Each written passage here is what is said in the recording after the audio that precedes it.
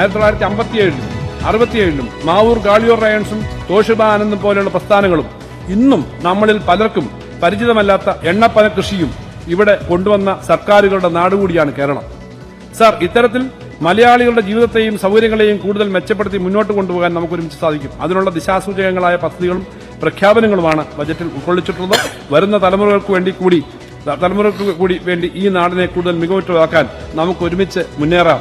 മഹാകവി വള്ളത്തോളിന്റെ എക്കാലത്തെയും പ്രസക്തമായ വരികൾ ഒന്നുകൂടി നമുക്ക് ഓർമ്മിക്കാം. ഭാരതമെന്ന് പേർ കേട്ടാൽ അഭിമാനപൂരിതമാകണം അന്തരംഗം, കേരളമെന്ന് കേട്ടാലോ തിളയ്ക്കണം ചോര നമുക്ക് ഞരമ്പുകളിൽ. നമ്മൾ പറഞ്ഞ അപകടകരമായ ധനസ്ഥിതി എന്ന് പറഞ്ഞു. കഴിഞ്ഞ വർഷം 24,585 കോടിയാണ് റവന്യൂ കമ്മി. അപകടകരമായ സ്ഥിതിയാണ്. അതിനേക്കാൾ അപകടകരമാണ് അടുത്ത വർഷത്തെ എസ്റ്റിമേറ്റ്. 27,846 കോടി രൂപയായിട്ടാണ് സർക്കാർ വെച്ചിരിക്കുന്നത് അടുത്ത വർഷത്തെ റവന്യൂ കമ്മി.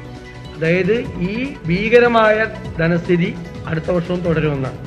ഇനി വരുമാനം, ഈ വർഷത്തെ റവന്യൂ വരവ് 1,26,837 കോടി. അടുത്ത വർഷം പ്രതീക്ഷിക്കുന്നത് 1,38,655 കോടി. അപ്പൊ റവന്യൂ വരുമാനത്തിൽ ഒരു 10% ആകെ ഗവൺമെന്റ് പ്രതീക്ഷിക്കുന്ന ഗവൺമെന്റിന്റെ എസ്റ്റിമേറ്റ്. പിന്നെ എങ്ങനെ ധനസ്ഥിതി നന്നാവും? ഈ വർഷം കിട്ടിയ റവന്യൂ വരുമാനത്തിന്റെ 10% സർക്കാർ എസ്റ്റിമേറ്റിൽ പോലും വെച്ചിരിക്കുന്ന വരുമാനം. അപ്പൊ ഇത് പ്രായോഗികമായി നോക്കിക്കഴിഞ്ഞാൽ ഈ ധനസൂചകങ്ങൾ അല്ലെ, ഫിസ്ക്കൽ ഇൻഡിക്കേറ്റേഴ്സ് നമുക്ക് നൽകുന്നത് അപായകരമായ സൂചനകളാണ്. കേരളം കൂടുതൽ ധനപ്രതിസന്ധിയിലേക്ക് കൂപ്പുകുത്തും എന്നതിന്റെ സൂചനയാണ് ഈ ബജറ്റിന്റെ അവസാന പേജിൽ കാണിക്കുന്ന ഈ സാമ്പത്തിക സൂചകങ്ങൾ നമുക്ക് നൽകുന്നത്. നമസ്കാരം, പ്രൈം ഡിബേറ്റിലേക്ക് സ്വാഗതം. സാമ്പത്തിക ഞെരുക്കത്തിനിടെ KN ബാലഗോപാൽ കൊണ്ടുവന്ന ബജറ്റിലെ 18-ാം പേജിൽ ഒരു പ്ലാൻ ബി പറയുന്നു. കേന്ദ്രം അവഗണന തുടർന്നാൽ അങ്ങനെയൊരു ബി പ്ലാൻ ആലോചിക്കേണ്ടി വരും. എന്നാലും ജനങ്ങൾക്കുള്ള ആനുകൂല്യം വെട്ടിക്കുറയ്ക്കാനും വികസനം മുടക്കാനും സർക്കാർ തയ്യാറാകില്ല. 57,400 കോടി രൂപ കേന്ദ്രം കേരളത്തിന് വെട്ടിക്കുറച്ചെന്ന പല്ലവി ആവർത്തിക്കുന്ന ബജറ്റിൽ നികുതി വരുമാനം സംസ്ഥാനത്ത് കുതിച്ചുയർന്നുവെന്നും ബാലഗോപാൽ അവകാശപ്പെടുന്നു. രാജ്യത്തെ ഏറ്റവും മോശം ധനകാര്യ മാനേജ്മെന്റ് കേരളത്തിന്റേതാണെന്ന് കേന്ദ്രം സുപ്രീം കോടതിയിൽ കത്ത് നൽകിയതിന് പിന്നാലെ കേരളത്തോടുള്ള അവഗണന ചൂണ്ടിക്കാട്ടിയുള്ള ബജറ്റിൽ ബാലഗോപാൽ ഉദ്ദേശിക്കുന്ന പ്ലാൻ ബി എന്താണ്? പ്രൈം ഡിബേറ്റ് ചർച്ച ചെയ്യുന്നു.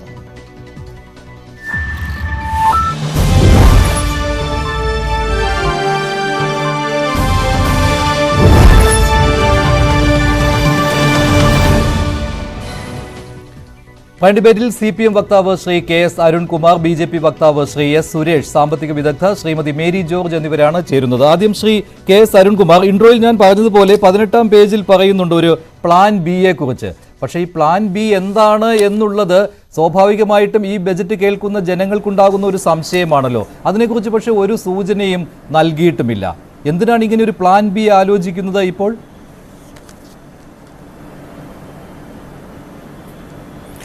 ഈ വരുന്ന ഫെബ്രുവരി 13-ാം തീയതി ബഹുമാനപ്പെട്ട സുപ്രീം കോടതി കേരളം കൊടുത്ത SLP കേൾക്കുകയാണ്.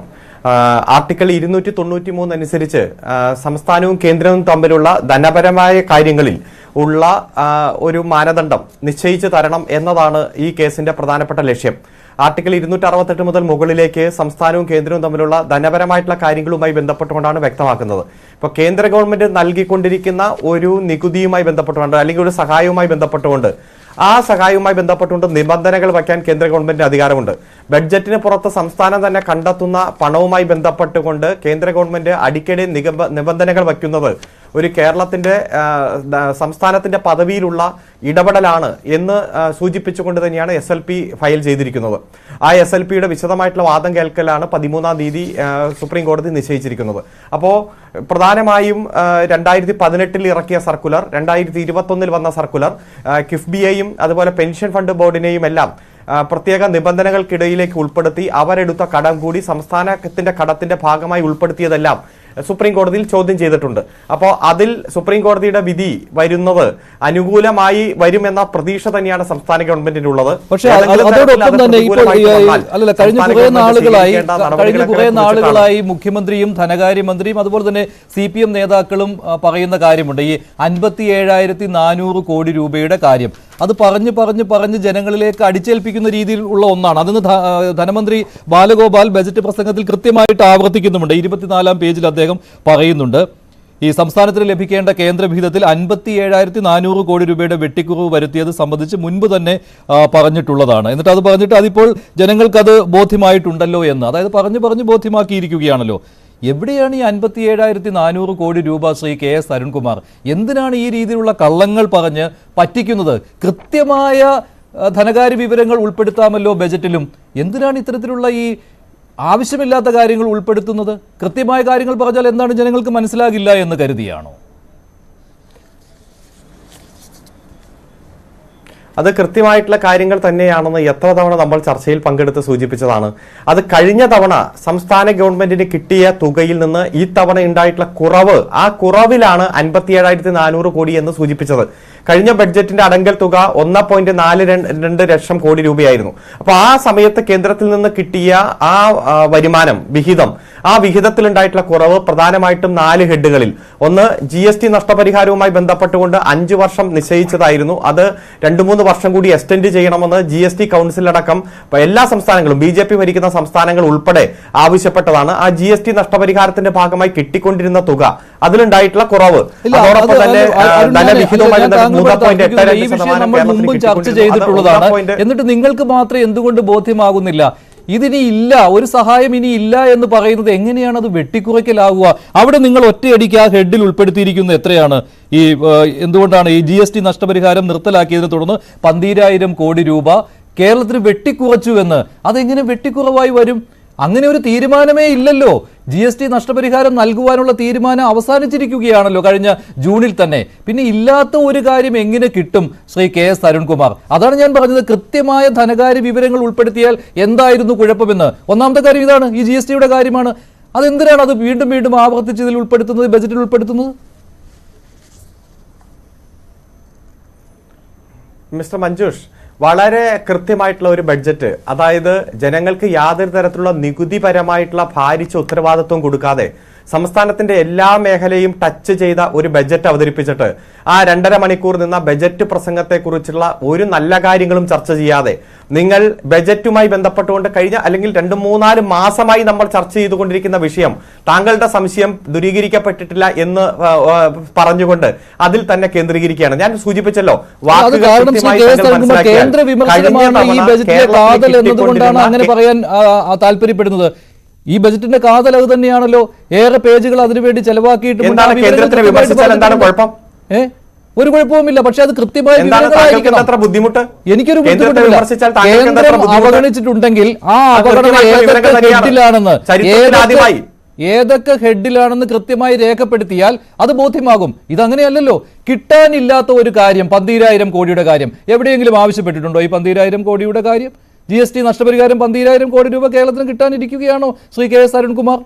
അത് എങ്ങനെ കിട്ടും? അങ്ങനെ ഇല്ലാത്ത ഒരു കാര്യം എങ്ങനെ കിട്ടും? മിസ്റ്റർ മഞ്ജുഷ്, ഈ വിഷയങ്ങൾ കൃത്യമായി സുപ്രീം കോടതി വരെ ഫയലുകൾ സ്വീകരിച്ച് വിശദമായിട്ടുള്ള വാദം സമർപ്പിക്കാൻ കേന്ദ്ര ഗവൺമെന്റിനോട് പറഞ്ഞ് കേന്ദ്ര ഗവൺമെന്റ് ഇന്നലെ അതുമായി ബന്ധപ്പെട്ടുകൊണ്ട് അവരുടെ സത്യവാങ്മൂലം സമർപ്പിച്ച് ഈ 13-ാം തീയതി വിശദമായിട്ടുള്ള വാദത്തിന് നിൽക്കുകയാണ്. ആ ബജറ്റുമായി ബന്ധപ്പെട്ടുകൊണ്ടുള്ള നല്ല വശങ്ങൾ ചർച്ച ചെയ്യാൻ മടി കാണിക്കുന്ന താങ്കൾ ഇതിൽ അവതരിപ്പിച്ച കേന്ദ്രത്തിന്റെ വിഹിതവുമായി ബന്ധപ്പെട്ടുള്ള കാര്യങ്ങളിൽ എത്ര പറഞ്ഞാലും താങ്കൾ ശ്രദ്ധിക്കുക, ഈ വാചകം താങ്കൾ ശ്രദ്ധിക്കുക. കേന്ദ്രത്തിൽ നിന്ന് കഴിഞ്ഞ തവണ കിട്ടിയ തുകയിൽ ഉണ്ടായിട്ടുള്ള കുറവ്, ആ കുറവ് 57,400 കോടി രൂപയാണ് എന്ന് പറയുന്നതിൽ ഒരു കുറവുമില്ല. കൃത്യമായിട്ടുള്ള കാര്യം തന്നെയാണ്. തൊട്ടടുത്ത സംസ്ഥാനം കർണാടക ഈ 7-ാം തീയതി ഡൽഹിയിൽ നടത്താൻ പോകുന്ന സമരത്തിന്റെ ഭാഗമായി നികുതി വിഹിതത്തിന്റെ കാര്യം ഒരു വാചകം പറഞ്ഞ് അവസാനിപ്പിക്കട്ടെ. ഞാൻ പറഞ്ഞ ഒരു വാചകത്തിന്റെ ഇടയ്ക്ക് വെച്ചുള്ള ചോദ്യം വേണ്ട. ഒരു ചോദ്യം എന്റെ വാചകം പറഞ്ഞ് അവസാനിപ്പിക്കട്ടെ. താങ്കളുടെ ഏത് ചോദ്യത്തിന് മറുപടി പറയാൻ തയ്യാറാണ്. ഈ വാചകം പറഞ്ഞ് അവസാനിപ്പിക്കട്ടെ. ഒരു മര്യാദ കാണിക്കണ്ടേ? കർണാടകം ഈ 7-ാം തീയതി നടക്കുന്ന സമരം ഉണ്ടല്ലോ, കർണാടകത്തിന് 66,000 കോടി രൂപയുടെ കുറവ് കഴിഞ്ഞ വർഷം കിട്ടിയതിൽ നിന്നും ഉണ്ട് എന്ന് സൂചിപ്പിച്ച് അവരും സമരത്തിന്റെ പാതയിലാണ്. തൊട്ടടുത്ത തമിഴ്നാട് കറുത്ത ഷർട്ട് അണിഞ്ഞുകൊണ്ട് നാളെ മുതൽ പാർലമെന്റിൽ ഹാജരാകുന്ന കാര്യം സൂചിപ്പിച്ചിട്ടുണ്ട്.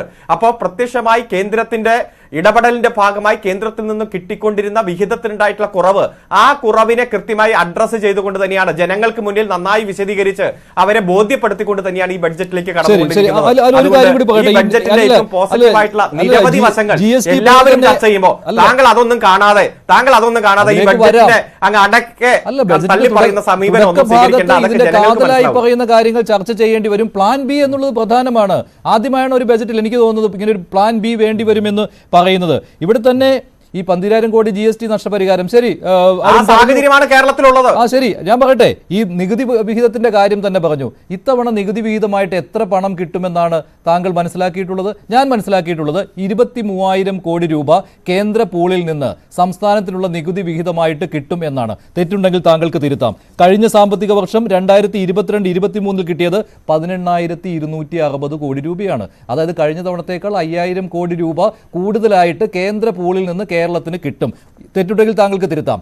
കേരളം ഉദ്ദേശിച്ചിരുന്നത് അല്ലെങ്കിൽ എസ്റ്റിമേറ്റ് ചെയ്തിരുന്നത് 19,000 കോടി രൂപ കിട്ടുമെന്നായിരുന്നു. പക്ഷേ അതിനേക്കാൾ കൂടുതൽ തുക കിട്ടും. ഇത് ഈ കഴിഞ്ഞ ദിവസം നിർമ്മല സീതാരാമൻ അവതരിപ്പിച്ച ബജറ്റിന്റെ അനക്സിൽ പറഞ്ഞിട്ടുള്ള കാര്യമാണ്. കേരളത്തിനുള്ള വിഹിതമായിട്ട് അത്രയും കിട്ടുമെന്ന്. കാരണം കേന്ദ്രത്തിനുള്ള ആകെ നികുതി വരുമാനം കൂടി, അപ്പോൾ എസ്റ്റിമേറ്റ് തുക കൂടി. അതനുസരിച്ച് 1.92% കേരളത്തിന് കിട്ടുന്നത് കൊണ്ട് കേരളത്തിനുള്ള നികുതി വിഹിതവും അതനുസരിച്ച് കൂടും. അപ്പോൾ കഴിഞ്ഞ സാമ്പത്തിക വർഷത്തേക്കാൾ കൂടുതൽ കിട്ടിയിട്ടുണ്ട് സാർ ഈ വർഷം.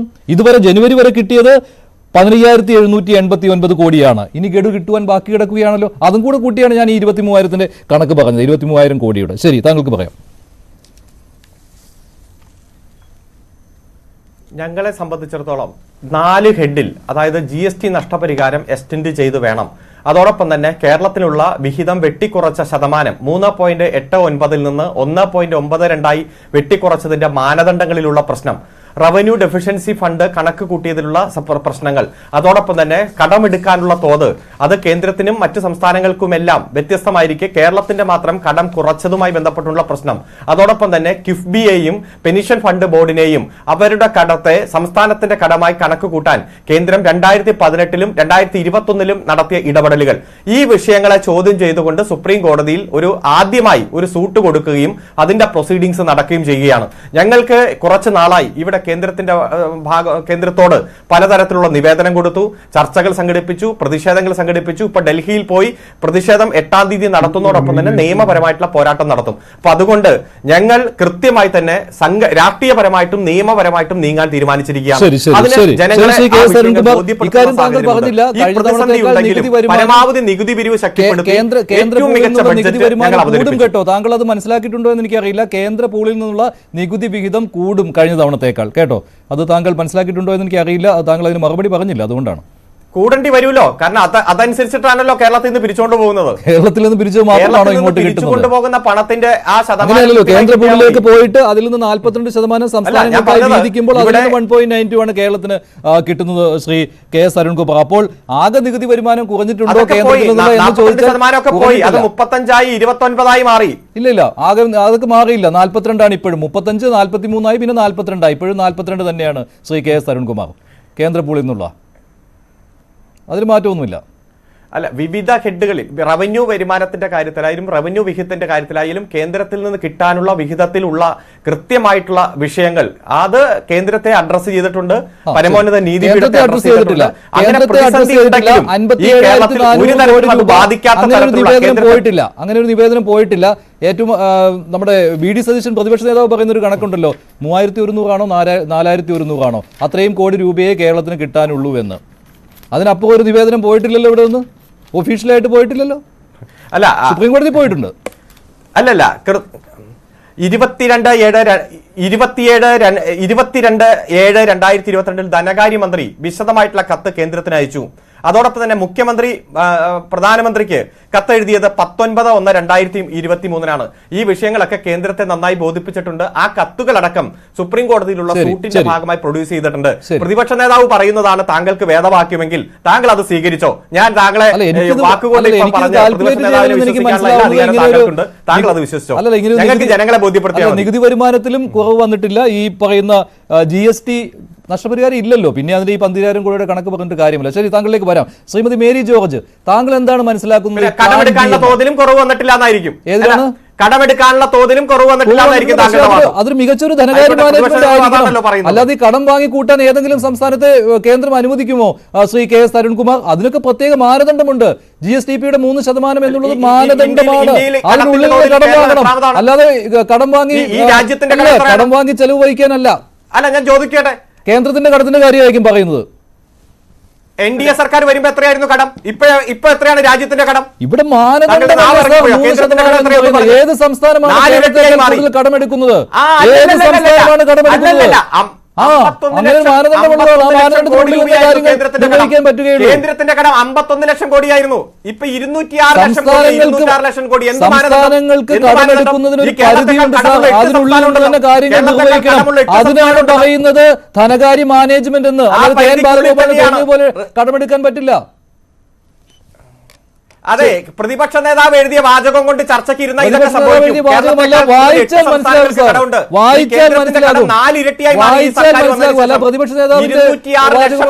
206 ലക്ഷം കോടി ഈ കേന്ദ്രത്തിന്റെ കടം 4 ഇരട്ടിയായി മാറി. അതെന്നെ മാനദണ്ഡങ്ങൾക്കുള്ളിൽ നിന്നുകൊണ്ടാണോ? 196 ലക്ഷം കോടി താങ്കൾ ഇങ്ങനെ കണ്ണടിച്ചിരുട്ടാക്കല്ലേ? സംസ്ഥാനങ്ങൾക്ക് തോന്നിയ പോലെ കടമെടുക്കാമെങ്കിൽ എല്ലാ സംസ്ഥാനങ്ങളും തോന്നിയ പോലെ കടമെടുക്കും. അങ്ങനെയാണോ? ഏതെങ്കിലും സംസ്ഥാനം ഈ പരിധിക്കുള്ളിലല്ലാതെ കടമെടുത്തിട്ടുണ്ടോ? കേരളത്തിന്റെ മാത്രം കടമെടുക്കാനുള്ള തോത് വെട്ടിക്കുറച്ചത് കേരളത്തിന് കൂടുതലായതുകൊണ്ട്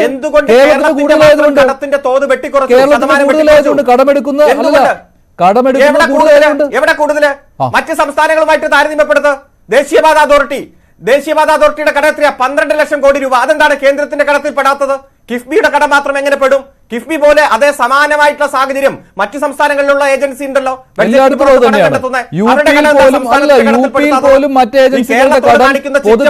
അതുകൊണ്ട് തന്നെയാണ് താങ്കളിലേക്ക് വരാം. ശ്രീമതി മേരി ജോർജ്, ഈ പ്ലാൻ ബി അതിന്റെ ആവശ്യം എന്താണ് ഇപ്പോൾ സംസ്ഥാന സർക്കാരിന്? അങ്ങനെ ഒരു വലിയ കുഴപ്പത്തിലാണോ സംസ്ഥാനത്തിന്റെ ഫിനാൻഷ്യൽ മാനേജ്മെന്റ് പോകുന്നത്? കേന്ദ്രത്തിൽ നിന്ന് അത്ര കണ്ട അവഗണന, ഈ 14-ാമത്തെ പേജ് മുതൽ പറയുന്ന അത്ര കണ്ട അവഗണനയുണ്ടോ ഇവിടെ? 23-ാമത്തെ പേജിൽ അത് വിശദമായിട്ടും പറയുന്നുണ്ട്. ധനകാര്യ കമ്മീഷന്റെ ഈ 10ാം ധനകാര്യ കമ്മീഷന്റെ കാലത്തെ 3.87% നിന്ന് 1.92 ആയിട്ടുണ്ട് എന്നുള്ള പതിവ് കാര്യങ്ങളെല്ലാം പറയുന്നുണ്ട്. അത്രമാത്രം പ്ലാൻ ബിയുടെ ഒരു ആവശ്യമുള്ള ഒരു സാഹചര്യത്തിലൂടെയാണോ കേരളം കടന്നു പോകുന്നത്? അതായത് മഞ്ജുഷ്, നമുക്ക് സുപ്രീം കോടതിയുടെ അഭിപ്രായം കിട്ടുന്നത് വരെയും സൈലൻസ് കീപ്പ് ചെയ്യാം. സുപ്രീം കോടതി പറയും യഥാർത്ഥത്തിൽ കേന്ദ്രം ഈ കേരള സംസ്ഥാനത്തെ മറ്റ് സംസ്ഥാനങ്ങളെക്കാൾ കൂടുതലായിട്ട് കേരള സംസ്ഥാനത്തെ പീഡിപ്പിക്കുന്നുണ്ടോ, ധനപ്രതിസന്ധിയിലാക്കുന്നുണ്ടോ എന്ന് സുപ്രീം കോടതി 13-ാം തീയതി വിധി പറയുമെന്നാണ് എനിക്ക് തോന്നുന്നത്. കാരണം വിശദാംശങ്ങൾ കൊടുക്കാൻ കേന്ദ്ര ഗവൺമെന്റിനോട് ആവശ്യപ്പെട്ടിരുന്നു. കേന്ദ്ര ഗവൺമെന്റ് ആ വിശദാംശങ്ങളൊക്കെ കഴിഞ്ഞ ദിവസം സുപ്രീം കോടതിയിൽ സമർപ്പിച്ചിട്ടുണ്ട്. അതിന്റെ ബേസിസിൽ സുപ്രീം കോടതി അത് വീണ്ടും പഠിക്കും. എനിക്ക് തോന്നുന്നു സാമ്പത്തിക വിശാരദരുമായിട്ടൊക്കെ ഡിസ്കസ് ചെയ്തായിരിക്കും സുപ്രീം കോടതി അത് പഠിക്കുക. അങ്ങനെ സുപ്രീം കോടതി അത് പഠിച്ചു കഴിയുമ്പോൾ തീർച്ചയായിട്ടും വളരെ കൃത്യമായ ഒരു ഇത് നമുക്ക് അതിന്റെ ഒരു വിധി വരും. ആ വിധി വരുന്നത് വരെ നമുക്ക് കാത്തിരിക്കാം. പക്ഷെ മിസ്റ്റർ അരുൺകുമാർ കുറച്ചും കൂടി, അതായത് രോഷമടക്കി ഈ കാര്യങ്ങൾ പഠിക്കണമെന്നാണ് അരുൺകുമാറിന്റെ പാർട്ടിയിലെ നേതാക്കൾ പറയുന്നത്. എല്ലാം വിശ്വസിക്കാൻ നിൽക്കരുത്. എനിക്ക് അരുൺകുമാറിനോട് വളരെ സ്നേഹമുണ്ടായിരുന്നു, ആദരവുണ്ടായിരുന്നു. കാരണം വളരെ ബാലൻസ്ഡ് ആയിട്ട് സംസാരിക്കുന്ന ഒരു യുവാവായിരുന്നു. പക്ഷെ ഇപ്പൊ അത് കുറച്ച് രോഷാകുലനാകുകയും അതിൽ നിന്ന് കുറച്ച് താഴേക്ക് വരികയും ചെയ്യുന്നോ എന്നെനിക്കൊരു സംശയം. ഞാൻ അരുൺകുമാർ അവസാനം പറഞ്ഞ ആ കാര്യം, ഒരു കാര്യം മാത്രം ഞാൻ പറയാം. എന്നെ സംബന്ധിച്ച് കേന്ദ്ര ഗവൺമെന്റ്, അതായത് 14-ാം ധനകാര്യ കമ്മീഷൻ ഈ എത്രയാണ് 32% നിന്ന് 42% ഒറ്റയടിക്ക് വർദ്ധിപ്പിച്ചപ്പോൾ, അതായത് സെൻട്രൽ പൂളിൽ നിന്ന് സംസ്ഥാനങ്ങൾക്ക് വെർട്ടിക്കലായിട്ട് കൊടുക്കേണ്ട ഷെയർ ആണ് 32% നിന്ന് 42% വർദ്ധിപ്പിച്ചത്.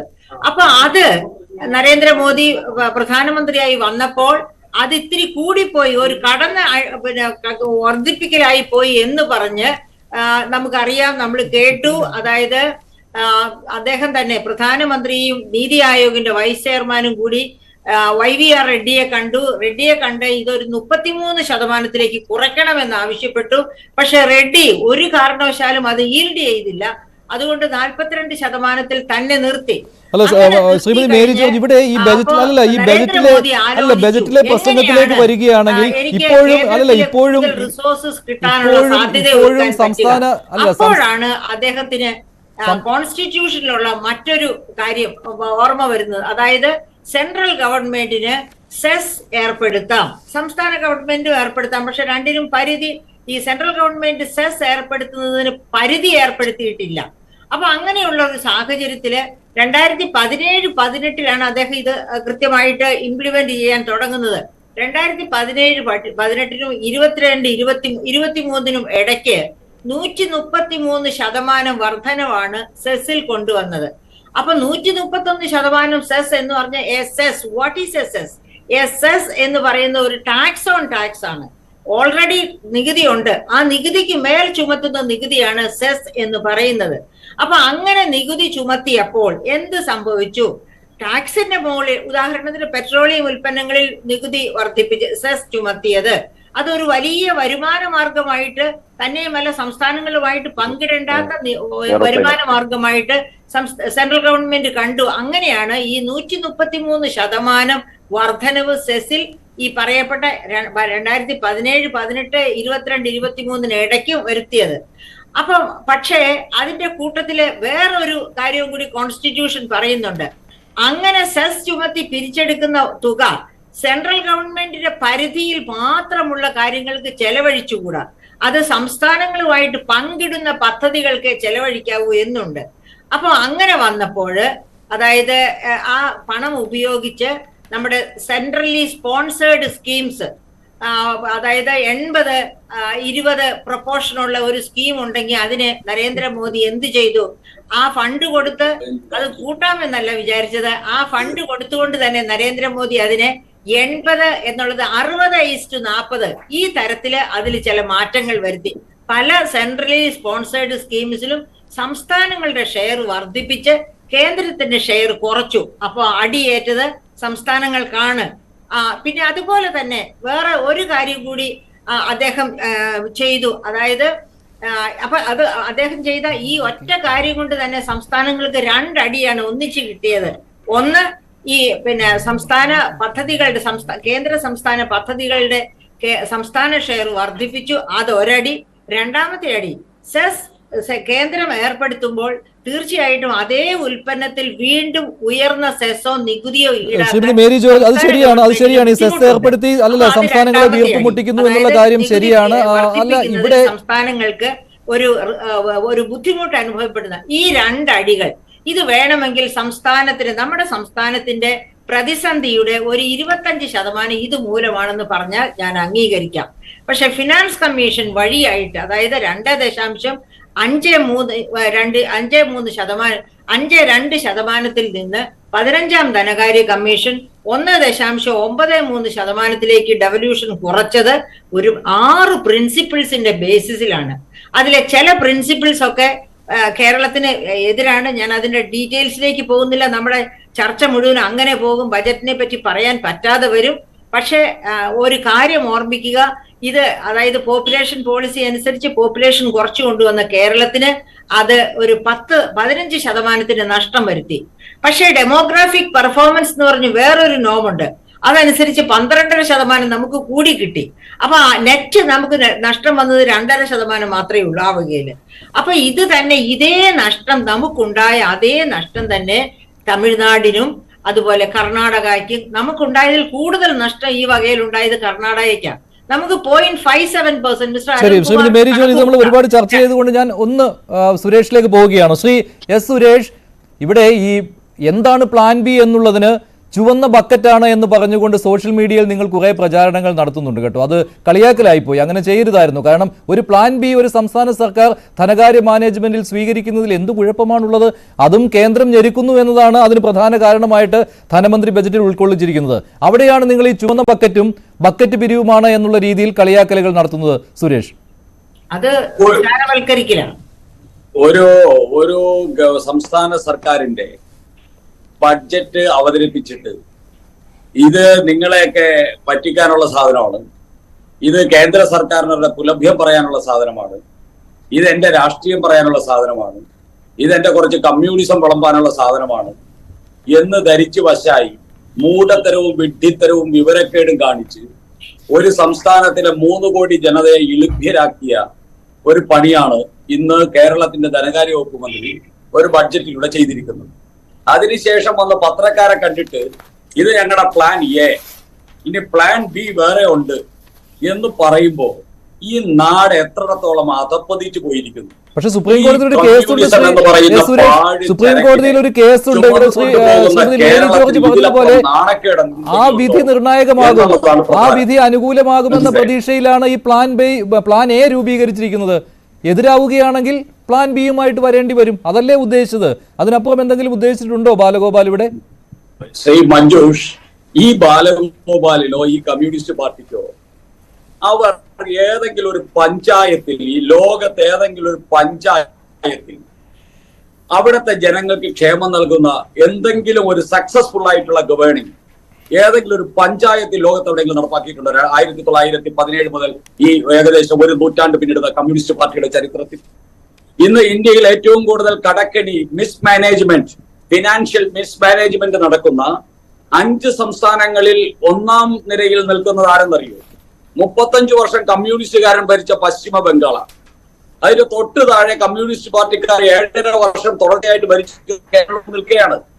അപ്പൊ ഈ കമ്മ്യൂണിസ്റ്റ് പാർട്ടിയെ കൊണ്ട് ഈ കേരളത്തിൽ എന്നല്ല ലോകത്ത് ഇന്നേ വരെ ഒരു ജനങ്ങൾക്ക് ഉപകാരപ്രദമായ ഇൻക്ലൂസീവ് ആയിട്ടുള്ള ഡെവലപ്മെന്റ് ഓറിയന്റഡ് ആയിട്ടുള്ള യുവാക്കളുടെ ഭാവിക്ക് പ്രതീക്ഷ നൽകുന്ന ഒരു ഭരണവും ലോകത്ത് ഒരിടത്തും വിജയകരമായി നടപ്പാക്കാൻ സാധിക്കാത്ത ലോകത്തിന്റെ വേസ്റ്റ് കുട്ടയിലേക്ക് വലിച്ചെറിയപ്പെട്ട ഒരു സിദ്ധാന്തമാണ് കമ്മ്യൂണിസം.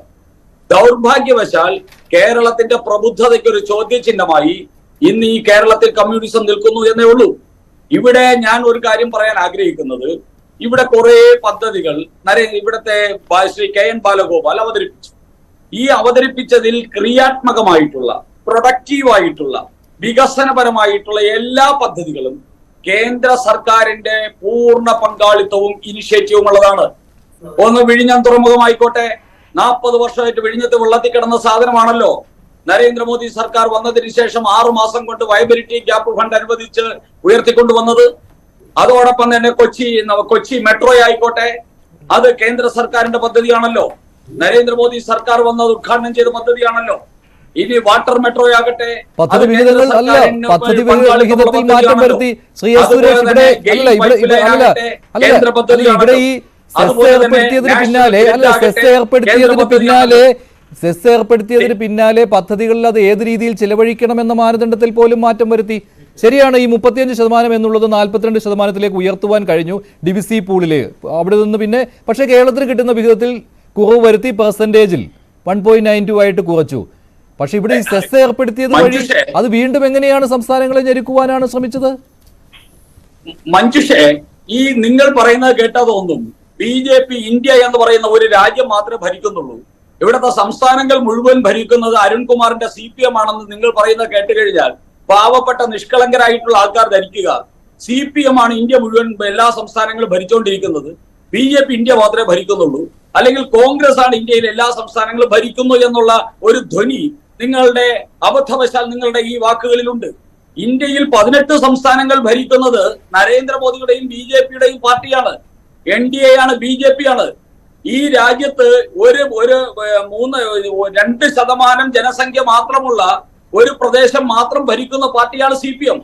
ഈ 2% ജനസംഖ്യയുള്ള കേരളത്തിന് വേണ്ടി ഇന്ത്യയിലെ സമ്പത്തായ മുഴുവൻ തന്നെ നരേന്ദ്രമോദി ഈ കേരളത്തിലെ കമ്മ്യൂണിസ്റ്റ് പാർട്ടിയുടെ സർക്കാരിനെ പിന്നിലാക്കി കളയാൻ വേണ്ടി, നശിപ്പിക്കാൻ വേണ്ടി ഉപയോഗിച്ചു എന്നൊക്കെ അങ്ങനെ ഒരു അബദ്ധം എന്തായാലും ഞാൻ പറയില്ല. അങ്ങനെ ഒരു അബദ്ധം ഞാൻ പറയില്ല. അത് സംസ്ഥാനങ്ങളെ മൊത്തം ബാധിക്കുന്ന രീതിയിലുള്ള പ്രവർത്തനം മാത്രമേ കേന്ദ്ര സർക്കാർ ബന്ധപ്പെട്ടുകൊണ്ട് ചർച്ചയാണോ? അല്ല, ബജറ്റിൽ കമ്മ്യൂണിസ്റ്റ് വിരോധം ഛർദ്ദിക്കാൻ വേണ്ടിയിട്ട് ഒരു ചർച്ച വെച്ചിട്ട് ദയവായി ഇത്തരം ചർച്ചയ്ക്ക് വിളിക്കരുത്. പ്ലാൻ ബി ബജറ്റിലുള്ള മര്യാദഘട്ട ചർച്ച, പ്ലാൻ ബി ബജറ്റിലുള്ളതല്ലേ ശ്രീ? ദയവായി ഇത്തരം ചർച്ചയ്ക്ക് വിളിക്കരുത്. ഇന്ന് ഏതായാലും വന്നു. അല്ല, പ്ലാൻ ബി ബജറ്റിലുള്ളതല്ലേ? അത് നിങ്ങൾക്ക് വാദമുഖങ്ങൾ ഉന്നയിക്കാൻ ഇടതുപക്ഷ വിരോധം തലക്ക് പിടിച്ചിട്ട് ആ ഇടതുപക്ഷ വിരോധം ആങ്കർ മറ്റുള്ളവരിലൂടെ സുരേഷ് നിർത്തുക. സുരേഷ് അരുൺകുമാർ നിങ്ങൾക്ക് ഏറ്റവും പ്രധാനപ്പെട്ട വാദം ഉന്നയിക്കാൻ പറ്റുന്ന പോയിന്റാണ് ഈ പ്ലാൻ ബി എന്നുള്ളത്.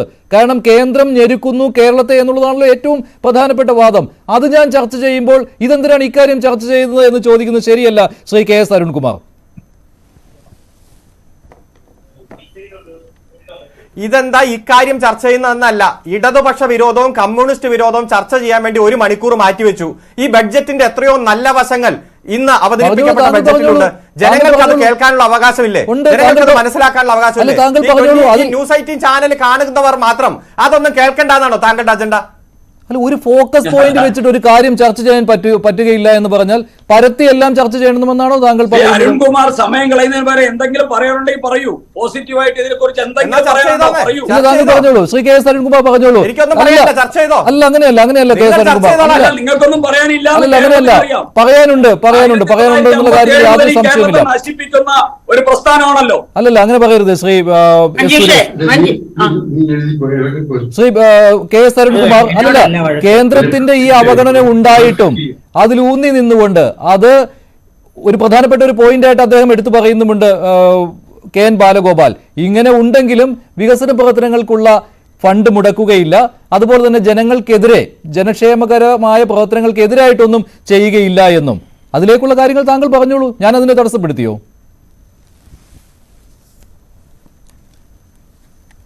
അല്ല, ഇവിടെ ഇപ്പോ എന്താ BJPയുടെ പ്രതിനിധി പറഞ്ഞത്?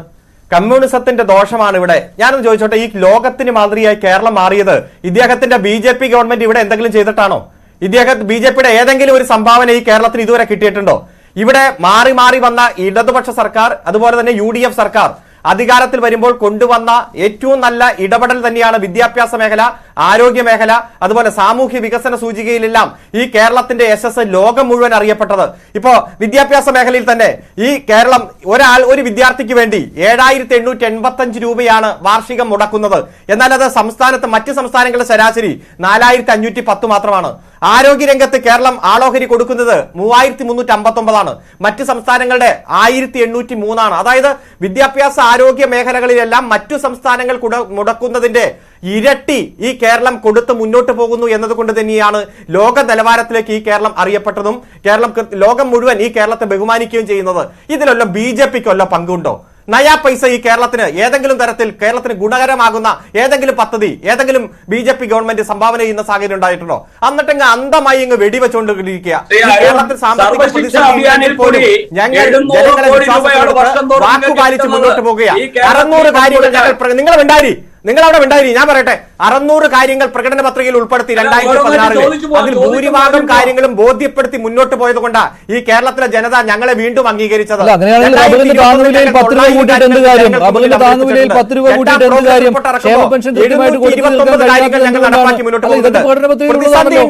ഇതൊക്കെ പ്രകടന പത്രികയിൽ ഉള്ളതാണല്ലോ. ക്ഷേമ പെൻഷൻ കൃത്യമായിട്ട് കൊടുക്കുന്നുണ്ടോ? ആ പെൻഷൻ ഫണ്ട് ഞാൻ പറയട്ടെ, 2020 താങ്കൾ കേൾക്ക്, 2021 കേരളത്തിന്റെ പെൻഷൻ ഫണ്ട് ബോർഡുമായി ബന്ധപ്പെട്ടുകൊണ്ട് ഇതുവരെ ഇറക്കാത്ത ഒരു ഉത്തരവ് ഈ BJP ഗവൺമെന്റ് ഇറക്കിയതിന്റെ ഭാഗമായിട്ടുണ്ടായിട്ടുള്ള പ്രതിസന്ധിയാണ്. അതുവരെ ആ പ്രതിസന്ധി ഉണ്ടായിട്ടില്ലല്ലോ. പെൻഷൻ ഫണ്ട് ബോർഡ് കേരളത്തിലെ തന്നെ എക്സ്റ്റേണൽ ആയിട്ടുള്ള സ്റ്റേറ്റ് ഓൺഡ് എന്റർപ്രൈസസിൽ നിന്ന് എടുത്ത തുക കടമാണ്. വേറെ എവിടെയാണ് ഇത്രയും പെൻഷൻ ഉള്ളത് മിനിസ്റ്റർ? 60 ലക്ഷം പേർക്ക് പെൻഷൻ കൊടുക്കുന്നു. 6 പേര് കേരളത്തിനേക്കാൾ പെൻഷൻ കൊടുക്കുന്ന സംസ്ഥാനങ്ങളില്ല ഇന്ത്യയിൽ. പെൻഷനുള്ള ഏതെങ്കിലും ഒരു സംസ്ഥാനം താങ്കൾക്ക് ചൂണ്ടിക്കാണിക്കാൻ കഴിയുമോ? എന്റെ പോയിന്റ് കടം ഏത് രീതിയിലാണ് എടുത്തതെങ്കിലും അത് സംസ്ഥാനത്തിന്റെ കടമായിട്ട് തന്നെയാണ് കേട്ടോ കൂട്ടുന്നത്. അത് UPയുടെ കാര്യത്തിലും അങ്ങനെ തന്നെയാണ് ശ്രീ കെ എസ് അരുൺകുമാർ. കടം ഏത് കാര്യത്തിനെടുത്താലും അത് കടത്തിന്റെ പരിധിയിൽ തന്നെയാണ് കൂട്ടുന്നത്. ആ കടം എടുക്കാൻ ഏത് സ്റ്റേറ്റ് കടം എടുത്തിട്ടുണ്ടെങ്കിൽ അത് അടച്ചു തീർക്കാനുള്ള ശേഷി സ്റ്റേറ്റിനുണ്ട്. പക്ഷേ ബഡ്ജറ്റിന് പുറത്ത് പണം കണ്ടെത്തുമ്പോൾ അതിൻ്റെതായിട്ടുള്ള പ്രത്യേകമായ സ്കീമിന്റെ ഭാഗമായിട്ടാണ്. ആ സ്കീമിൽ ഇടപെടുന്ന സാഹചര്യം കേന്ദ്രത്തിന്റെ ഭാഗത്തുനിന്ന് ഇതുവരെ ഉണ്ടായിട്ടില്ല. 2018 ആദ്യത്തെ ഉത്തരവിൽ ഇടപെടുമ്പോൾ പബ്ലിക് അക്കൗണ്ടുമായി ബന്ധപ്പെട്ടുകൊണ്ടും സ്റ്റേറ്റ് ഓൺഡ് എന്റർപ്രൈസസുമായി ബന്ധപ്പെട്ടുകൊണ്ടും പണം കണ്ടെത്തുകയും തിരിച്ചടയ്ക്കുകയും എല്ലാം ചെയ്യുന്ന സംസ്ഥാനത്തിന്റേതായിട്ടുള്ള ധനകാര്യ മാനേജ്മെന്റിൽ കേന്ദ്രം ഇടപെടുന്നു. അതാണ് സുപ്രീം കോടതിയിൽ ചോദ്യം ചെയ്തിരിക്കുന്ന ഒന്നാമത്തെ കാര്യം. കിഫ്ബിയുമായി ബന്ധപ്പെട്ടുകൊണ്ടുള്ള ഇടപെടൽ ഇപ്പൊ നമുക്കറിയാം, ഇവിടെ ദേശീയപാത അതോറിറ്റി അവയുടെ കടം എന്തുകൊണ്ട് കേന്ദ്ര ഗവൺമെന്റിന്റെ കടത്തിൽ പെടുന്നില്ല? ഇവിടെ കിഫ്ബിയുമായി ബന്ധപ്പെട്ടുകൊണ്ട് അത് സംസ്ഥാനത്തിന്റെ കടത്തിൽ ഉൾപ്പെടുത്താനുള്ള ശ്രമത്തെയും അത്തരത്തിലുള്ള ഇടപെടൽ വന്നത് 2021 മാർച്ച് 31-നാണ്. അതും സുപ്രീം കോടതിയിൽ ചോദ്യം ചെയ്തിരിക്കുന്നു. നിയമപരമായിട്ടുള്ള പോരാട്ടം നടത്തുന്നതോടൊപ്പം തന്നെ സംഘടനാപരമായിട്ടുള്ള പോരാട്ടവും ഞങ്ങൾ നടത്തുകയാണ്. ഈ രണ്ട് പോരാട്ടം നിൽക്കുമ്പോഴാണ് ഇങ്ങനെ വേണ്ടി വന്നാൽ, ഇത് തിരിച്ചടി വന്നാൽ ഒരു പ്ലാൻ ബി വേണ്ടി വരും എന്ന വിശാല കാഴ്ചപ്പാടോടെ ബഡ്ജറ്റിൽ ഉൾപ്പെടുത്തിയത്. അല്ലാതെ BJPയുടെ പ്രതിനിധി വന്ന് അന്ധമായി ഇങ്ങ് വെടിവെച്ച് ഈ സംസ്ഥാനത്ത് ഒന്നുമില്ല, ആകെ പട്ടിണിയാണ്, പരിഭവമാണെന്ന് പറഞ്ഞാൽ പ്ലാൻ ബിയുടെ കാര്യം അല്പസമയം മുമ്പ് കെ.എൻ. ബാലഗോപാലിനോട് ചോദിച്ചിരുന്നു. കെ.എൻ. ബാലഗോപാലിനോട് പ്ലാൻ ബിയെ കുറിച്ച് ഒന്നുകൂടി വിശദീകരിക്കാമോ എന്ന് ചോദിച്ചിരുന്നു. അദ്ദേഹം പറഞ്ഞത് കേന്ദ്ര അവഗണന തുടർന്നാൽ പ്ലാൻ ബിക്ക് വേണ്ടി പ്രത്യേക കാര്യങ്ങളൊന്നും ആലോചനയിൽ ഇല്ല എന്ന്. അപ്പോൾ എന്താണ് ഒന്നും ഒരു പ്ലാൻ ബി ആണെങ്കിൽ എന്നാ അക്കാര്യം എന്തിന് പറഞ്ഞു? അത് കൂടുതൽ കൺഫ്യൂഷൻ ഉണ്ടാക്കുകയല്ലേ ചെയ്യുകയുള്ളൂ. ശ്രീ കെ.എസ്. അരുൺകുമാർ, ഈ കേൾക്കുന്നവർക്ക് ബോധ്യപ്പെടുന്ന കാര്യങ്ങൾ പറയണ്ടേ? സമയത്ത് കൃത്യമായി തന്നെ വിശദീകരിക്കും, ഒരാശങ്കയും വേണ്ട. ശരി, ശ്രീ അതൊക്കെ സമയത്ത് കൃത്യമായിട്ട് വിശദീകരിക്കും. 13-ാം തീയതി കഴിഞ്ഞോട്ടെ. ഇപ്പൊ സാമ്പത്തിക വിദഗ്ധ അടക്കം സൂചിപ്പിച്ചതുപോലെ എല്ലാവരും നോക്കി നിൽക്കുന്നത് സുപ്രീം കോടതി പരിഗണിച്ചുകൊണ്ടിരിക്കുന്ന ഈ കേസിൽ തന്നെയാണ്. കാരണം ചരിത്രത്തിൽ ആദ്യമായിട്ടാണ് ഇത്തരത്തിലുള്ള ഒരു നിയമപരമായിട്ടുള്ള പോരാട്ടം ഒരു സംസ്ഥാനം നടത്തുന്നത്. ആ പോരാട്ടം വരട്ടെ, ഒരാഴ്ചയോട് കാത്തിരിക്കൂ താങ്കൾ. ശരി, തീർച്ചയായിട്ടും കാത്തിരിക്കാം. ശ്രീമതി മേരി ജോർജ്, ഈ കേന്ദ്ര അവഗണന ഉണ്ടല്ലോ, അത് സുപ്രീം കോടതിയിൽ നിന്ന് അനുകൂലമായ വിധി കിട്ടിക്കഴിഞ്ഞാൽ കേരളത്തിന്റെ എല്ലാ പ്രശ്നങ്ങളും തീർന്നു എന്നാണോ? ഈ സാമ്പത്തിക പ്രതിസന്ധി മുഴുവൻ ഒഴിവായി കിട്ടും എന്നാണോ? അതായത് അനുകൂല വിധിയാണ്, സംസ്ഥാനത്തിന് അനുകൂല വിധിയാണ് ഉണ്ടാകുന്നത് എങ്കിൽ തീർച്ചയായിട്ടും സംസ്ഥാനം നേരത്തെ പിന്തുടർന്നിരുന്നത് പോലെ കൂടുതൽ കടമെടുക്കാനുള്ള സാവകാശം കിട്ടും. അങ്ങനെയാവുമ്പോൾ കടമെടുത്ത് മുന്നേറും എന്നാണ് നമുക്ക് മനസ്സിലാക്കേണ്ടത്. പിന്നെ എന്തൊക്കെ തരത്തിലാണ് സുപ്രീം കോടതി കേന്ദ്രത്തോട് പറയുന്നത് എന്ന് നമുക്ക് അറിഞ്ഞുകൂടാ.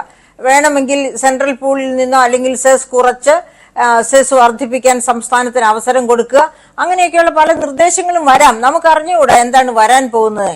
എങ്കിലും മിസ്റ്റർ അരുൺകുമാർ നേരത്തെ കേന്ദ്രത്തിന്റെ കടത്തെ പറ്റി സംസാരിച്ചിരുന്നല്ലോ. അതുകൊണ്ട് ഞാൻ ഒരു വളരെ കുറച്ച്, അത് കഴിഞ്ഞ് ഞാൻ ബജറ്റിലേക്ക് പോകും. അതായത് ഏത് ഫിനാൻസ് കമ്മീഷൻ ആണെങ്കിലും പറയുന്ന ഒരു കാര്യമുണ്ട്, ഈ കേന്ദ്രത്തിന്റെ കടം എന്ന് പറഞ്ഞ് നമ്മൾ ആക്രമിക്കരുത്. കേന്ദ്രത്തിന്റെ കടം എന്ന് പറയുന്നത് കേന്ദ്രത്തിന്റെ മാത്രം കടം. ഇപ്പൊ 15th ഫിനാൻസ് കമ്മീഷൻ അനുവദിച്ചിരിക്കുന്നത് GDPയുടെ 40% വരെ കേന്ദ്രത്തിന് കടമെടുക്കാമെന്നാണ്. +20%. എന്താണ് ഈ +20% എന്ന് പറയുന്നത്? അതായത് സംസ്ഥാനങ്ങളുടെ കടം, ഈ 15ാം ധനകാര്യ കമ്മീഷൻ ഉദ്ദേശിക്കുന്നത് സംസ്ഥാനങ്ങളുടെ കടം 20% ഇപ്പൊ നമ്മൾ വിചാരിക്കുന്നത് സഞ്ചിത കടം 29% വരെ പോകാമെന്നാണ്.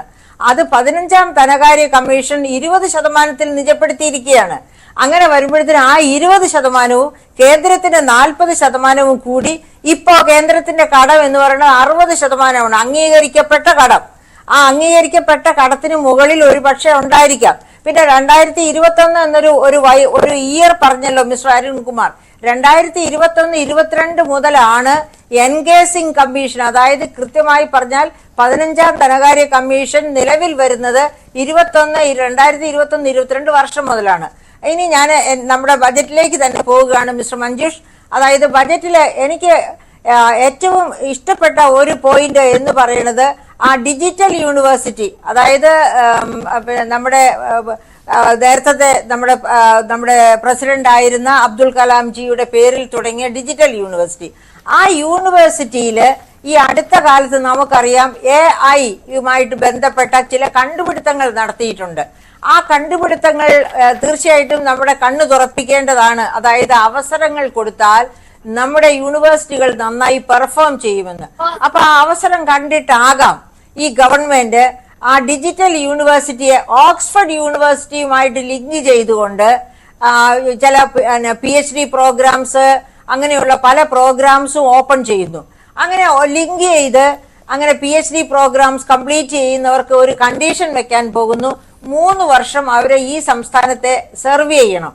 അതൊരു നല്ല കണ്ടീഷനായിട്ടാണ് എനിക്ക് തോന്നുന്നത്. തന്നെയല്ല, അതിലേക്ക് ഒരു എൻകറേജ്മെന്റ് എന്ന രീതിയിൽ ഈ ജൂലൈ മാസത്തിൽ തന്നെ ഒരു AI ആർട്ടിഫിഷ്യൽ ഇന്റലിജൻസ് കോൺക്ലേവ് നടത്തുമെന്ന് പറയുന്നു. അതും ഒരു പോസിറ്റീവ് ഐറ്റം ആയിട്ടാണ് ഞാൻ ഈ ബജറ്റിൽ കാണുന്നത്. കാരണം നമുക്കറിയാം, മിസ്റ്റർ ബാലഗോപാൽ തന്നെ പറഞ്ഞതുപോലെ ഇന്ത്യയിൽ നിന്ന് വെളിയിലേക്ക് പഠിക്കാൻ പോകുന്ന വിദ്യാർത്ഥികളിൽ 4% കേരളത്തിൽ നിന്നാണ്. ഈ 4%-ൽ ഒരുപാട് പേര് പണം കൊടുത്താണ് മറ്റു യൂണിവേഴ്സിറ്റികളിൽ പോയി പഠിക്കുന്നത്. പക്ഷേ ഇന്റലിജൻസ് കൊണ്ട് കോമ്പറ്റേറ്റീവ് എക്സാംസ് പാസ്സായി, GRE പോലെയുള്ള പരീക്ഷകൾ പാസ്സായി വിദേശത്ത് പഠിക്കാൻ പോകുന്ന 1% അതിലുണ്ട്.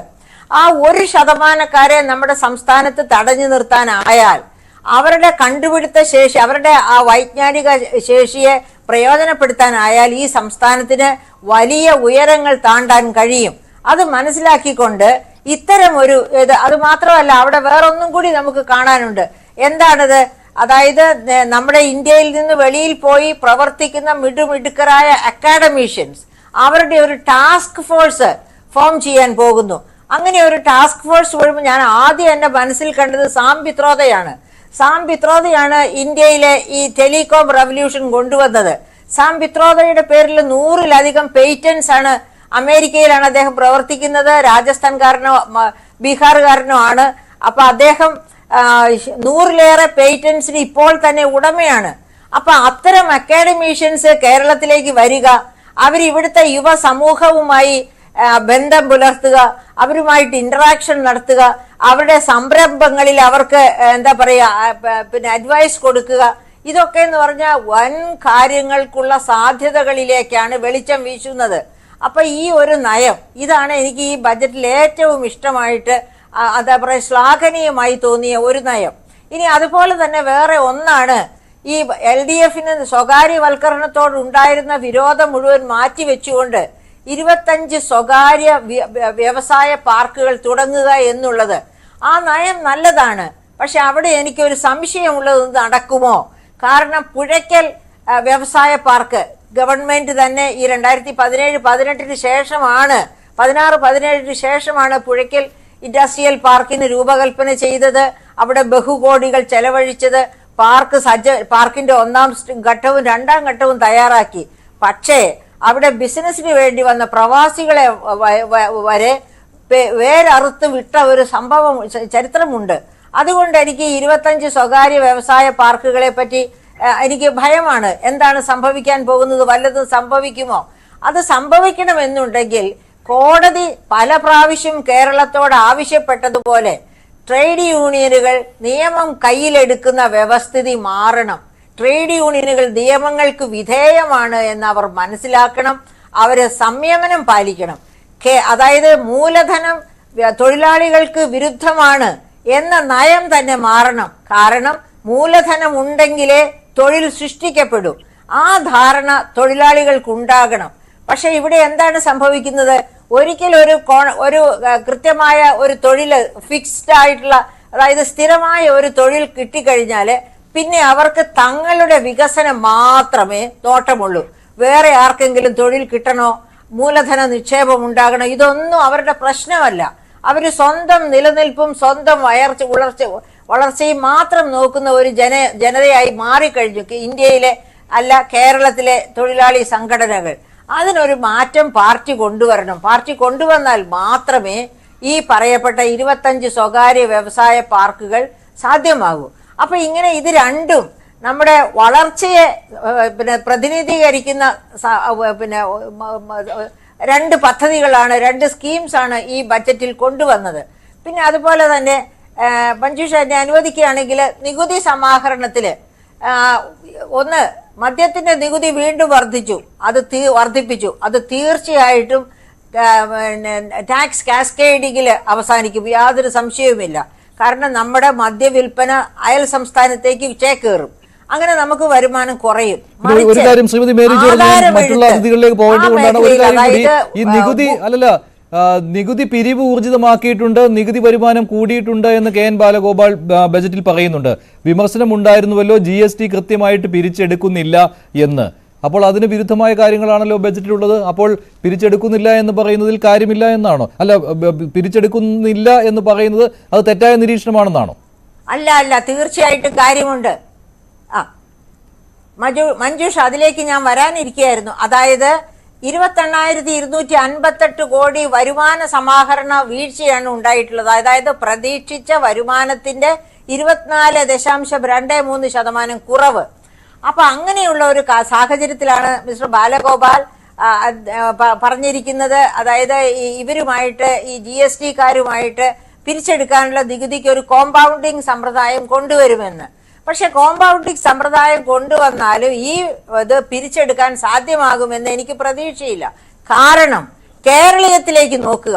കേരളീയത്തിന്റെ സമയത്ത് സ്പോൺസർഷിപ്പ് കളക്ട് ചെയ്യാനായിട്ട് ഉദ്യോഗസ്ഥരെയാണ് ഏർപ്പെടുത്തിയത്. ഒരു രാജ്യത്തും ഒരിക്കലും നിലവിലില്ലാത്ത അവസ്ഥയാണെന്ന് ഓർക്കണം. സർക്കാർ ഉദ്യോഗസ്ഥരെ സ്പോൺസർഷിപ്പിന് വേണ്ടി വിടുക കേരളീയത്തിന്. അപ്പൊ അവസാന ദിവസം ആർക്കാണ് കേരളീയം സ്പോൺസർഷിപ്പിന് അവാർഡ് കൊടുത്തത്? ഏറ്റവും കൂടുതൽ സ്പോൺസർഷിപ്പ് മേടിച്ചത് അത് നമ്മുടെ GST വിഭാഗത്തിന്റെ തലവനാണ്. അപ്പൊ എങ്ങനെയായിരിക്കും അദ്ദേഹം സ്പോൺസർഷിപ്പ് വാങ്ങിച്ചത്?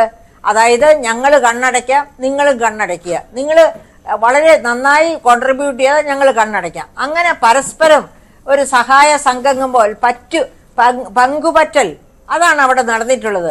അപ്പോൾ ഈ കോമ്പൗണ്ടിങ് സമ്പ്രദായം കൊണ്ടുവന്ന് അവരുടെ നികുതി, അതായത് നികുതി പിഴ ഇത് രണ്ടും അവോയ്ഡ് ചെയ്തുകൊണ്ട് ഒറിജിനൽ എമൗണ്ട് മാത്രം കളക്ട് ചെയ്യാമെന്നാണ് മിസ്റ്റർ ബാലഗോപാൽ ആവർത്തിച്ചത്.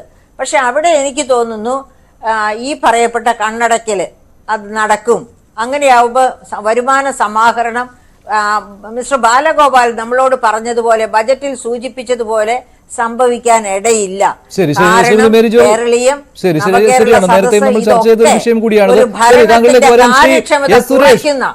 നിങ്ങൾക്കും ഇഷ്ടപ്പെട്ട കാര്യം തന്നെയാണ്. സ്വകാര്യവൽക്കരണം കുറച്ചുകൂടി ഗംഭീരമാക്കുവാനുള്ള നിർദ്ദേശങ്ങൾ വന്നിട്ടുണ്ട് ഈ ബജറ്റിൽ. അത് CPM-ന്റെയും LDF-ന്റെയും നയത്തിന് വിരുദ്ധമാണെങ്കിൽ പോലും കഴിഞ്ഞ കുറച്ചു കാലങ്ങളായി ഇത് സംഭവിക്കുന്നത് തന്നെയാണ്. അത് കുറ്റം പറഞ്ഞിട്ട് കാര്യവുമില്ല ഇക്കാര്യത്തിൽ. അതുകൊണ്ട് ഈ പ്ലാൻ ബിയിൽ ഇതും ഉദ്ദേശിച്ചിട്ടുണ്ടാവും.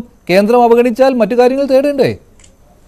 അത് പ്ലാൻ എയിൽ തന്നെ ഉണ്ടല്ലോ മഞ്ജുഷ്. അതെ, പ്ലാൻ എയിലുണ്ട്. പ്ലാൻ ബി ആകുമ്പോൾ കുറച്ചുകൂടി ശക്തമാക്കാമല്ലോ. കമ്മ്യൂണിസത്തിന് ഇനി ഈ നാട്ടിൽ പ്രസക്തിയില്ല എന്നും അവസരവാദ അധികാര കയ്യിട്ടുവാരൽ രാഷ്ട്രീയം മാത്രമേ പ്രസക്തിയുള്ളൂ എന്നും യാഥാർത്ഥ്യത്തിലേക്ക് എത്തിയ ഒരു പാർട്ടിയാണ് കേരളം ഭരിക്കുന്ന കമ്മ്യൂണിസ്റ്റ് പാർട്ടി. ഈ കമ്മ്യൂണിസ്റ്റ് പാർട്ടി ഇങ്ങനെ വിദേശ സർവകലാശാല ആശുപത്രികളിൽ, വിദേശ ആശുപത്രികൾ പങ്കാളിത്തം, അതുപോലെ തന്നെ സ്വകാര്യ പങ്കാളിത്തം ആശുപത്രികളിലും വിദ്യാഭ്യാസ സ്ഥാപനങ്ങളിലും ഒക്കെ കൊണ്ടുവരുന്നതിന് മുമ്പ് ഒരൊറ്റ കാര്യം മാത്രം ചെയ്താൽ മതി. ഇതിനൊക്കെ എതിരെ സമരം ചെയ്ത് കൂത്തുപറമ്പിൽ 5 രക്തസാക്ഷികളുണ്ട്. അവരുടെ ആ രക്തസാക്ഷി മണ്ഡപത്തിൽ പോയി KN ബാലഗോപാലും പിണറായി വിജയനും തലതല്ലി മാപ്പിരക്കണം. കാരണം ആ 5 കുടുംബങ്ങളെ ഇതുപോലെ വരട്ടുവാദ മുദ്രാവാക്യങ്ങൾ ഉയർത്തി രക്തസാക്ഷികളാക്കിയ ഒരു പ്രസ്ഥാനമാണ് ഈ SFIയും DYFIയും CPM-ഉം. അതോടൊപ്പം തന്നെ ഇന്നും ഈ പുഷ്പൻ എന്ന് പറയുന്ന ഒരു ജീവിക്കുന്ന രക്തസാക്ഷിയുണ്ട്. അദ്ദേഹത്തിന്റെ കാലിൽ തൊട്ട് തൊഴണം കേരളത്തിലെ മുഖ്യമന്ത്രി പിണറായി വിജയൻ.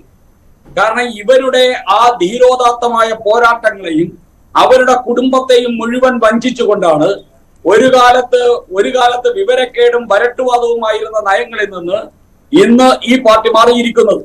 അപ്പൊ ഈ പാർട്ടി മരിക്കുന്നത് വരെ ഒന്നും ശരിയായിട്ട് ചെയ്യില്ല എന്നും തീരുന്നത് വരെ ഇങ്ങനെ നയങ്ങൾ മാറ്റിക്കൊണ്ടിരിക്കുന്ന ഒരു പാർട്ടിയാണ് CPM-ഉം കമ്മ്യൂണിസ്റ്റ് പാർട്ടിയെന്ന് ലോകത്തുള്ള കമ്മ്യൂണിസം അനുഭവിച്ചറിഞ്ഞ നാട്ടിലെ മുഴുവൻ ജനതയ്ക്കറിയാം. ഇങ്ങനെയുള്ള ഒരു പാതകത്തിന് ഇനിയും ഈ കേരളം ചുമക്കണമോ എന്ന് ഈ കേരളം ചിന്തിക്കണമെന്ന് മാത്രമേ ഞാൻ ആദ്യം എന്റെ ഊഴത്തിൽ പറഞ്ഞിട്ടുള്ളൂ. ഇവിടെ നമ്മൾ കാണേണ്ടത് ഇവിടെ സൂചിപ്പിച്ചതുപോലെ ഈ കേരളം കടക്കണിയിലാണ്. പിണറായി വിജയൻ സർക്കാർ അധികാരത്തിൽ വരുന്ന സമയത്തുണ്ടായിരുന്ന കടത്തിന്റെ ഇരട്ടി കടം എടുത്തു കഴിഞ്ഞു. ഇപ്പോഴാണ് പറയുന്നത് 14ാം ധനകാര്യ കമ്മീഷന്റെ കണക്ക് പ്രകാരം 10% കൂടുതലായിട്ട് കടത്തിന്റെ പലിശ കൊടുക്കാൻ പാടില്ല. ഇവിടെ കേരളം കടത്തിന്റെ പലിശ കൊടുക്കുന്നത് ഞാൻ മനസ്സിലാക്കുന്ന 19% മുകളിലാണ്. ഇങ്ങനെ ഈ 13ാം തീയതി വരട്ടെ സുരേഷ്, ഇതൊക്കെ 13ാം തീയതി വരട്ടെ, 13ാം തീയതി വരട്ടെ എന്നുള്ള ആത്മവിശ്വാസമാണ് CPM-നും സർക്കാരിനും ഉള്ളത്. സുപ്രീം കോടതിക്ക് മുന്നിൽ ഇതൊക്കെ വന്നിട്ടുണ്ടല്ലോ. അപ്പോൾ സുപ്രീം കോടതി തീരുമാനിക്കട്ടെ എന്നാണ്. അല്ല, സുപ്രീം കോടതി എന്ത് തീരുമാനിക്കാൻ പോകുന്നു എന്നുള്ള കാര്യം സാമാന്യ ബോധമുള്ള എല്ലാവർക്കും മനസ്സിലാകുന്നുണ്ട്. കാരണം ഇന്നലെ കേന്ദ്ര സർക്കാർ കൊടുത്ത അഫിഡേവിറ്റ് സുവ്യക്തമായിട്ട് എത്രത്തോളം കഴിവുകെട്ട ഒരു ഫിനാൻഷ്യൽ മാനേജ്മെന്റ് ആണ് ഈ കേരളത്തിൽ നിലനിൽക്കുന്നത് എന്ന് വസ്തുതകളും കണക്കുകളും നിരത്തി സുപ്രീം കോടതിയെ ബോധ്യപ്പെടുത്തി കഴിഞ്ഞു. സുപ്രീം കോടതിയുടെ മുമ്പിൽ, സുപ്രീം കോടതിയിലും അതോടൊപ്പം തന്നെ ഹൈക്കോടതിയിലുമൊക്കെ ഈ കമ്മ്യൂണിസ്റ്റ് പാർട്ടിയുടെ ചെലവിൽ ജീവിക്കുന്ന കുറെ വക്കീലന്മാരുണ്ട്. ആ വക്കീലന്മാർക്ക് വേണ്ടി കോടികൾ കൊണ്ടുപോകാനുള്ള ഒരു വഴി മാത്രമാണ് ഈ കേസുമായിട്ട് പോവുക. ഏതെങ്കിലും കേസിൽ ഈ സംസ്ഥാന സർക്കാർ പോയി CBIക്കെതിരെ സുപ്രീം കോടതിയിൽ പോയി, NIക്കെതിരെ സുപ്രീം കോടതിയിൽ പോയി, അതിനുശേഷം ഇതാ ഗവർണർക്കെതിരെ സുപ്രീം കോടതിയിൽ പോയി, ഇതാ ബഡ്ജറ്റിനെതിരെ പോകുന്നു. ഇതിൽ ഏതിലെങ്കിലും ഈ സർക്കാർ വിജയിച്ചിട്ടുണ്ടോ? ഇത് കുറെ വക്കീലന്മാർക്ക് കേരളത്തിന്റെ പണം കൊണ്ടുകൊടുക്കാൻ വേണ്ടിയുള്ള ഒരു കൊള്ളയാണ്. ഈ ഇത്തരത്തിൽ ഈ കേസ് നടത്തിക്കൊണ്ട് ഇത് കേസ് നടത്തുന്ന ഒരു ലോബിയാണ്, ഒരു കൊള്ള സംഘമാണ്. അല്ലാതെ ഈ നാടിനു വേണ്ടിയല്ല. ഈ നാടിനു വേണ്ടിയാണെങ്കിൽ ഞങ്ങൾക്ക് മദ്യക്കച്ചവടവും ലോട്ടറി കച്ചവടവും അല്ലാതെ ഈ നാട്ടിൽ 50 പേർക്ക് ജോലി കൊടുക്കാൻ പറ്റുന്ന ഒരു സംരംഭം തുടങ്ങാൻ സാധിക്കുമെന്ന് ഈ സർക്കാർ തെളിയിക്കണമായിരുന്നു. ശരി, സുരേഷ് താങ്കളിലേക്ക് വരാം. ഈ ഗവർണർക്കെതിരെ സുപ്രീം കോടതിയെ സമീപിച്ചതിൽ സർക്കാരിന് നേട്ടമാണ് ഉണ്ടായത് കേട്ടോ. സർക്കാരിന് നേട്ടമാണ് ഉണ്ടായത്. ശ്രീ KS അരുൺകുമാർ മറുപടി. 39,000 പുതിയ സംരംഭകർ വന്നു എന്നാണ് ഈ സർക്കാരിന്റെ അവകാശവാദം. സുപ്രീം കോടതി കാര്യമില്ല എന്നാണ് ഇതെല്ലാം വന്നിരിക്കുന്ന നരേന്ദ്രമോദി സർക്കാരിന്റെ മുദ്രാ പ്ലാനിലും അല്ല അദ്ദേഹം പറയട്ടെ. അല്ല അദ്ദേഹം ഇപ്പോ താങ്കൾ മിണ്ടായിരിക്കാൻ പറഞ്ഞാൽ അദ്ദേഹം മിണ്ടായിരിക്കില്ല. കാരണം ഇങ്ങനെ സ്വിച്ച് ഓൺ ചെയ്തേക്കുവാണ്, കാസറ്റ് ഇട്ടോണാണോ, അദ്ദേഹം നിർത്തൂല. കണ്ടോ, അദ്ദേഹം നിർത്തില്ല. കാരണം അദ്ദേഹത്തിന് ഒന്നും പറയാനുമില്ല, മറ്റുള്ളവരെ കൊണ്ട് പറയിപ്പിക്കരുത്. അതാണ് ഇത്രയും മികച്ച ഒരു ബഡ്ജറ്റ് അവതരിപ്പിച്ചിട്ട് ആ ബഡ്ജറ്റിന്റെ ഏതെങ്കിലും ഒരു നല്ല വശത്തെ കുറിച്ച്, അല്ല ബഡ്ജറ്റിന്റെ ഉള്ളടക്കത്തെ കുറിച്ച് അദ്ദേഹം ചർച്ച ചെയ്തില്ലല്ലോ. ഈ നികുതിയുമായി ബന്ധപ്പെട്ടുകൊണ്ട് വിമർശനമായിക്കോട്ടെ, നികുതി കണ്ടെത്തുന്നതുമായി ബന്ധപ്പെട്ടുള്ള കാര്യമോ, അതുപോലെ തന്നെ ഇവിടെ കൃത്യമായിട്ടുള്ള ചെലവുമായി ബന്ധപ്പെട്ടുകൊണ്ടുള്ള പദ്ധതി വിഹിതവുമായി ബന്ധപ്പെട്ടോ ഈ ബഡ്ജറ്റിന്റെ ഒരൊറ്റ ഉള്ളടക്കത്തെ കുറിച്ചും അദ്ദേഹം ചർച്ച ചെയ്തില്ല. അദ്ദേഹം എന്താ ചർച്ച ചെയ്യണേ? കമ്മ്യൂണിസ്റ്റ് വിരോധം, മറ്റു കാര്യങ്ങൾ ഓരോ ചർച്ചയിലും സ്ഥിരമായി വന്നിരുന്ന് പറയുന്ന കാര്യങ്ങൾ തന്നെയാണ്. അതിദാരിദ്ര്യ സർവേ നടത്തി കണ്ടെത്തിയ 60,000 പേരെ 2025 നവംബറോടുകൂടി ദാരിദ്ര്യമില്ലാത്ത ഒരു സംസ്ഥാനമായി കേരളം മാറും എന്നുള്ള പ്രഖ്യാപനം ഇതൊക്കെ നമ്മുടെ മുന്നിലുണ്ടല്ലോ. കേന്ദ്രം എങ്ങനെയാണ് ദാരിദ്ര്യവുമായി ബന്ധപ്പെട്ടുകൊണ്ട് കണക്കവതരിപ്പിച്ച് കഴിഞ്ഞ ദിവസമായിരുന്നില്ലേ ബഡ്ജറ്റ്?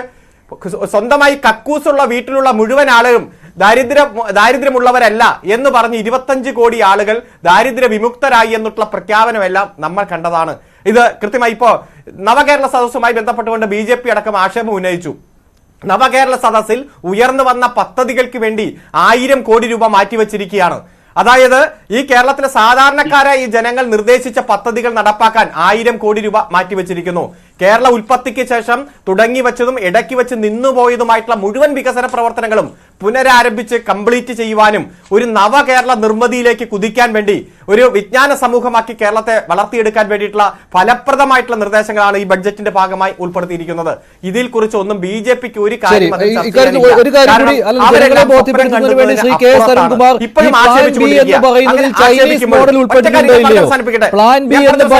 ചൈനീസ് മോഡൽ ഉൾപ്പെട്ടിട്ടുണ്ടോ ഇല്ലയോ അതുകൂടി ഒന്ന് വ്യക്തമാക്കുക. അതുണ്ടായിരുന്നു ബജറ്റ് പ്രസംഗത്തിൽ. അതുകൊണ്ടാണ് അത് 13-ാം തീയതി കഴിയുമ്പോൾ എത്ര സാമ്പത്തികമായി തകർക്കാൻ നോക്കിയാലും വരുന്ന വർഷങ്ങളിലെല്ലാം സാമ്പത്തികമായി തകർക്കും. അങ്ങനെ തകർക്കാൻ നോക്കിയാലും അതിനെ അതിജീവിച്ച് പോകാൻ കേരളത്തിന് കഴിയണം. കാരണം നികുതി പിരിവ് ശക്തിപ്പെടുത്തി, കേരളത്തിൻ്റെതായിട്ടുള്ള തനതു മേഖല ശക്തിപ്പെടുത്തി, ഈ പരമ്പരാഗത വ്യവസായം, ഇടത്തര വ്യവസായം, ചെറുകിട വ്യവസായം എല്ലാം ശക്തിപ്പെടുത്തി മുന്നോട്ട് പോകണം. അത് പോകാൻ എത്ര സാമ്പത്തികമായി ഉപരോധം നടത്തിയാലും കേരളത്തെ ഒരു നവകേരളമാക്കി നിർമ്മിക്കാൻ വേണ്ടിയിട്ടുള്ള പ്ലാൻ B പുറത്തു വരും. അത് പുറത്തു വരുമ്പോൾ നമുക്ക് ചർച്ച ചെയ്യാം. ധനകാര്യമന്ത്രി പ്രഖ്യാപിക്കാത്ത ഒരു കാര്യം ഇവിടെ ചർച്ചയുടെ ഭാഗമായി പ്രഖ്യാപിക്കുന്നു.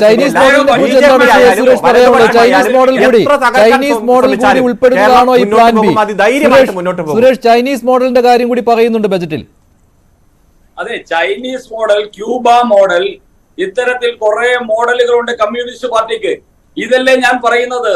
ഇങ്ങനെ പ്രാകൃതമായ കമ്മ്യൂണിസ്റ്റ് സിദ്ധാന്തങ്ങൾ ഇങ്ങനെ തുപ്പി ഈ കേരളത്തെ നശിപ്പിച്ച കമ്മ്യൂണിസ്റ്റ് പാർട്ടി ഒരു കാര്യം ഞാൻ പറയാമായിരുന്നു. ഇത് കേരളമാണ് എന്ന കപട മുദ്രാവാക്യം വിളിച്ച് ഇനി കേരളത്തെ ചില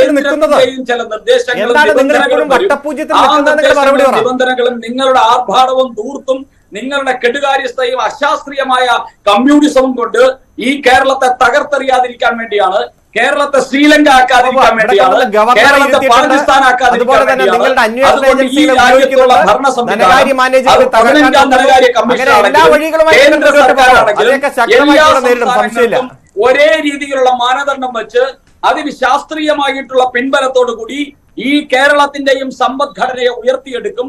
കേരളത്തിന്റെ വികസനത്തിന് നരേന്ദ്രമോദി നടത്തുന്ന പദ്ധതികൾ അല്ലാതെ 5 പൈസയുടെ പദ്ധതി പിണറായി വിജയൻ സർക്കാർ 7 വർഷമായി ഇവിടെ നടപ്പാക്കിയിട്ടില്ല എന്നുള്ളത് യാഥാർത്ഥ്യമാണ്. ദേശീയപാത വികസിച്ചാലും വിഴിഞ്ഞം തുറമുഖം വികസിച്ചാലും റെയിൽവേ അതെ നിങ്ങൾക്ക് കിട്ടുന്ന ക്യാപ്സൂൾ ഇങ്ങനെ ആവർത്തിച്ചോണ്ടിരുന്നു കുറെ നാളായില്ലേ തുടങ്ങിയിട്ട്. അതാണ് ഒന്നിൽ നിന്ന് വട്ടപൂജ്യമായി മാറിയത്. ഒരെണ്ണത്തിലെത്തിയിരുന്നല്ലോ, വട്ടപൂജ്യമായി മാറി. വട്ടപൂജ്യം ഈ ജനങ്ങളെ തെറ്റിദ്ധരിപ്പിക്കുന്ന, കേരളത്തിന് വേണ്ടി ഒന്നും ചെയ്യാത്ത, കേരളം എന്ന പേര് കേൾക്കുമ്പോൾ അലർജി വരുന്ന നന്ദി Shri K S Arunkumar, Shri Mary George, Shri S Suresh prime ഡിബേറ്റിൽ പങ്കെടുത്തതിന്. പ്രൈം ഡിബേറ്റ് അവസാനിക്കുകയാണ്. നന്ദി, നമസ്കാരം.